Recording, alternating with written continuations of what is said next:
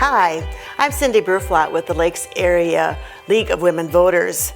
I want to share with you our mission statement, which is the League of Women Voters is a nonpartisan organization that encourages informed and active participation in government, works to increase understanding of the major public policy issues, and influences public policy through education and advocacy.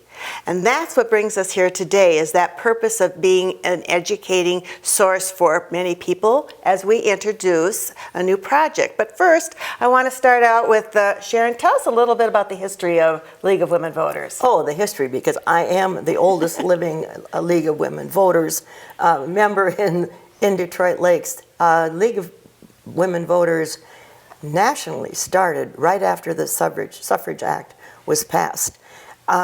Women, we wanted the vote for a long time, but they really didn't know too much about the process. They were afraid of the process to a certain extent. So the League of Women Voters was formed, and the purpose, as you said, was to educate and to bring people out to vote. And that has been the main purpose of League. And in Detroit Lakes, League was formed in the early 1970s. Wow. Back when some of us who are now not so young were very young and kind of not too long out of college and wanted to continue to get a better understanding of how civics works, how our communities work, and how we can be active parts of government. And so we did. We got into many, many studies. And it's interesting now, Cindy, when we talk about our new project, the snack-sized civics lessons that we're going to do. And we've kind of gotten into that because, well, the state government last year passed a law stating that school districts must provide more civics training. Oh. And so League is just going to kind of get in and help out with that process. But with the snack-sized civics, and I love it, there are going to be 5-minute segments, and you'll be talking about some of the more of them, I think, but they're just a taste of what we need to know about civics. Back in the old days of League, we would have these lengthy programs and lengthy studies, and people we didn't have time for that as more women got into the workforce and the times changed. And League ebbed and flowed, as I said, because our membership dropped very small at a few times. And then the community usually reached out to us and said, well, can you meet the candidates? Sure. Can you have a public forum? And the school districts, we were very helpful too with the school districts in getting people to register. So our processes were long and involved. And now we're getting with the time. It's a 5-minute Short and segment. sweet. Yes. Yes. Well, I was going to piggyback on what you just said a little bit, Sharon. The League of Women Voters' mission is to educate and inform. And we do take that process very seriously, thus this program, but also that's why we do the candidate forums. That's why we do the legislative updates in the town halls. It's an opportunity for us to bring accurate information to the public, whether it be on a local scene or even provide opportunities to link into some of the state and national learning opportunities. It's very important to have that education to really empower an informed consumer as they go out to the polls and make their choices. Some of the topics we're going to cover as we're doing these snack-size civics topics include what?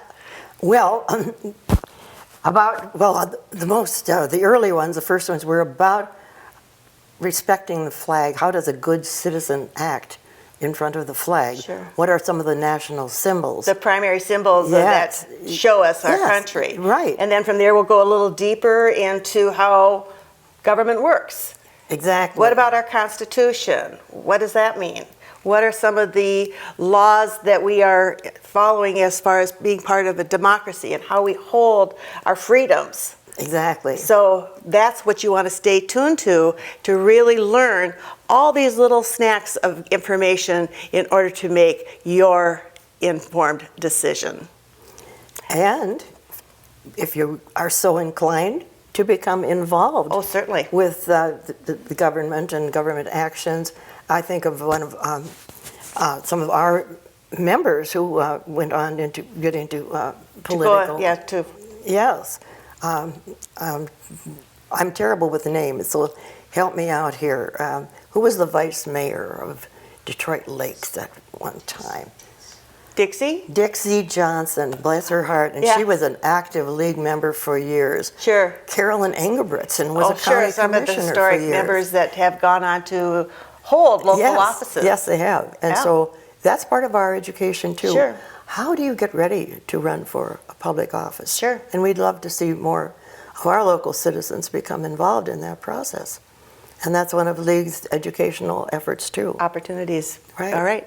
Say, we want to thank you very much for joining us today, and a special thank you to La Barista for hosting this introductory segment that is brought to you in memory of some of our previous members of League of Women Voters who were instrumental in this community.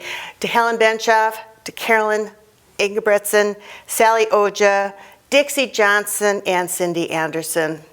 Thank you for joining us today, and remember, there's going to be a little QR code in the corner. Go ahead and flash on that to get access to other information as other programs as they are presented. Thank you.